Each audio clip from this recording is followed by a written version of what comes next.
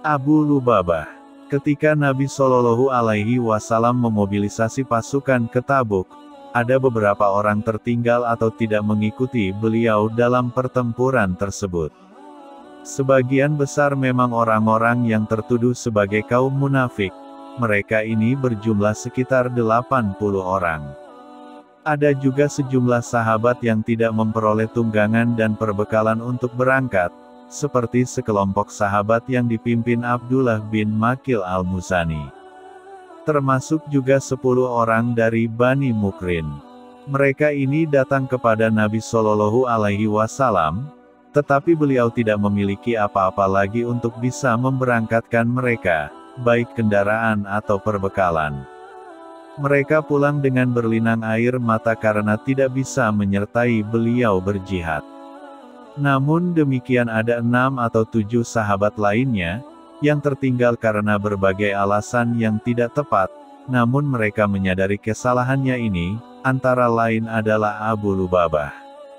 Setelah beberapa hari berlalu sejak Nabi Shallallahu Alaihi Wasallam dan pasukannya meninggalkan Madinah menuju Tabuk, Abu Lubabah beserta 3 atau 2, dalam riwayat lainnya, temannya menyadari kesalahannya. Mereka menyesal, tetapi tidak mungkin untuk mengejar atau menyusul pasukan tersebut. Abu Lubabah berkata, "Kita di sini berada di naungan pohon yang sejuk, hidup tentram bersama istri-istri kita, sedangkan Rasulullah beserta kaum muslimin sedang berjihad, sungguh, celakalah kita." Tak habis-habisnya mereka menyesal, mereka yakin bahwa bahaya akan menimpa karena ketertinggalannya ini. Untuk mengekspresikan penyesalannya ini, Abu Lubabah berkata kepada kawannya, "Marilah kita mengikatkan diri ke tiang masjid, kita tidak akan melepaskan diri kecuali jika Rasulullah sendiri yang melepaskannya."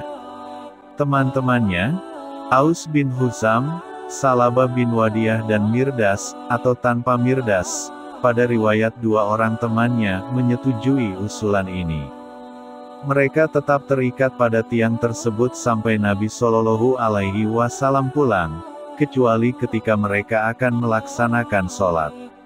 Ketika Nabi Shallallahu Alaihi Wasallam pulang dari Tabuk dan masuk ke masjid, beliau berkata, "Siapakah yang diikat di tiang-tiang masjid itu?"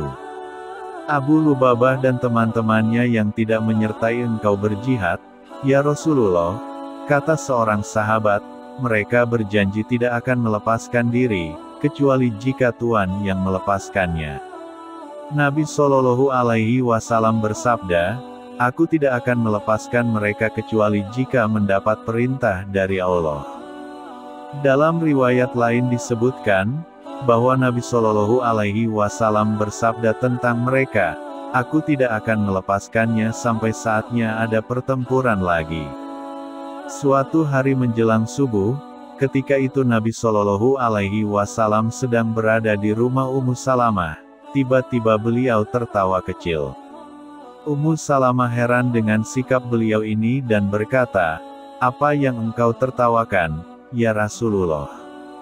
Abu Lubabah dan teman-temannya diterima taubatnya, kata Nabi Shallallahu Alaihi Wasallam.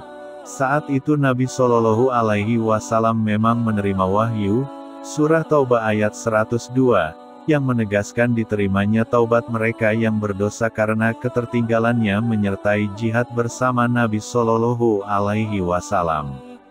Ummu Salamah berkata, "Bolehkah aku memberitahukan kepada Abu Lubabah, ya Rasulullah?"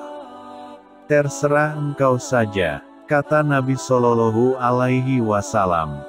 Ummu Salamah berdiri di depan pintu atau jendela kamarnya yang memang menghadap masjid dan berkata, "Hai Abu Lubabah, bergembiralah karena telah diampuni dosamu, telah diterima taubatmu."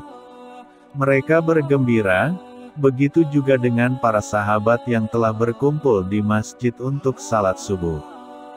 Mereka ini ingin melepaskan ikatan Abu Lubabah dan teman-temannya, tetapi Abu Lubabah berkata, "Tunggulah sampai datang Rasulullah dan melepaskan sendiri ikatanku." Nabi Shallallahu Alaihi Wasallam masuk masjid dan melepaskan sendiri ikatan-ikatan mereka.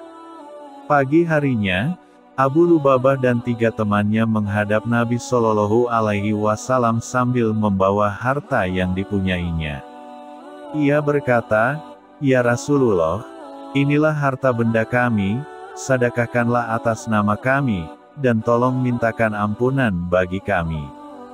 Nabi Shallallahu Alaihi Wasallam bersabda, "Aku tidak diperintahkan untuk menerima harta sedikitpun berkaitan dengan penerimaan taubat ini." Tetapi tak lama berselang, Nabi Shallallahu Alaihi Wasallam memperoleh wahyu, surah Taubah ayat 103, yang memerintahkan agar beliau untuk menerima sedekah dari Abu Lubabah dan teman-temannya, dan mendoakan mereka. Beliau melaksanakan perintah ayat tersebut, dan itu membuat Abu Lubabah dan teman-temannya menjadi lebih gembira dan tentram hatinya. Riwayat lain menyebutkan, peristiwa Abu Lubabah mengikatkan diri di tiang masjid Nabi bukan berkaitan dengan perang Tabuk, tetapi dengan perang Bani Quraisyah.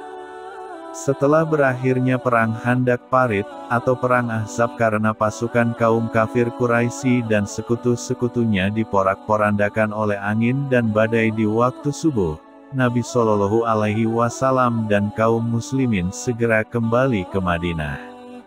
Angin dan badai tersebut sebenarnya adalah pasukan malaikat yang dikirim Allah untuk membantu kaum muslimin, dan di waktu duhur, Jibril yang menjadi pimpinan pasukan malaikat menemui Nabi Shallallahu Alaihi Wasallam sambil berkata, "Wahai Muhammad, mengapa engkau meletakkan senjata sedangkan kami belum meletakkan senjata? Serulah mereka untuk menuju Bani Quraisyah, dan kami akan berada di depanmu. Akan aku guncangkan benteng mereka dan aku susupkan ketakutan di hari mereka." Bani Quraisyah adalah kaum Yahudi di Madinah yang terikat perjanjian damai dan kerjasama dengan Nabi Shallallahu Alaihi Wasallam dalam piagam Madinah. Tetapi ketika terjadi pengepungan Madinah oleh pasukan kafir Quraisy dan sekutunya, mereka justru berpihak kepada pasukan musuh dan memasok kebutuhan makanannya. Mereka juga berencana menyerang penampungan kaum wanita dengan mengirim seorang mata-mata terlebih dahulu. Untung saja, berkat keberanian bibi Rasulullah Shallallahu Alaihi Wasallam, Safiyah binti Abdul Muthalib, mereka membatalkan rencananya itu. Safiyah berhasil membunuh mata-mata tersebut dan menggelindingkan mayatnya ke arah pasukan Bani Quraisyah yang siap menyerang. Karena itu mereka beranggapan bahwa ada pasukan muslim yang menjaga para kaum wanitanya, padahal tidak ada. Segera saja Nabi Shallallahu Alaihi Wasallam memerintahkan Bilal untuk menyerukan panggilan jihad. Siapa saja yang tunduk dan patuh, janganlah melaksanakan salat asyar kecuali di Bani Quraisyah. Dalam kondisi baru tiba pulang, setelah mempertahankan diri dari pengepungan kaum kafir Quraisy dan sekutunya selama 1 bulan, ternyata tidak mudah untuk mengumpulkan seluruh pasukan. Karena itu Nabi Shallallahu Alaihi Wasallam memerintahkan agar mereka yang telah siap, walau dalam kelompok yang kecil, agar segera berangkat. Kelompok demi kelompok akhirnya berkumpul di tempat Bani Quraisyah ketika telah menjelang waktu Isya, dan pada saat itulah mereka melaksanakan salat asyar sesuai perintah Nabi Shallallahu Alaihi Wasallam. Kaum muslimin melakukan pengepungan selama beberapa hari lamanya, dan akhirnya pemimpin Bani Quraisyah, Ka'b bin Asad mengirim utusan kepada Nabi Shallallahu Alaihi Wasallam sebagai tanda menyerah. Tetapi mereka juga meminta Nabi Shallallahu Alaihi Wasallam mengirim Abu Lubabah untuk melakukan pembicaraan dan mendengar pendapatnya. Abu Lubabah memang sekutu terbaik kaum Yahudi Bani Quraisyah sebelum Islam datang, bahkan saat itu harta kekayaan dan anak Abu Lubabah ada yang masih tertinggal di wilayah kaum Yahudi tersebut. Dan ternyata, dalam situasi yang seperti itu Nabi Shallallahu Alaihi Wasallam memenuhi permintaan mereka. Ketika Abu Lubabah memasuki benteng dan perkampungan Bani Quraisyah, mereka mengeluh-elukan dirinya, para wanita dan anak-anak menangis di hadapannya. Hal itu membuat Abu Lubabah terharu dan merasa kasihan. Ka'b berkata, "Wahai Abu Lubabah, apakah kami harus tunduk kepada keputusan Muhammad?" "Begitulah," kata Abu Lubabah. Tanpa sadar ia memberi isyarat dengan tangannya yang diletakkan di lehernya, isyarat bahwa mereka akan dihukum mati. Mungkin karena suasana yang dilihatnya atau rasa kedekatannya selama ini yang membuat ia bersikap seperti itu. Tetapi seketika itu ia menyadari apa yang dilakukannya, yang sama artinya bahwa ia telah mengkhianati Allah dan Rasul-Nya.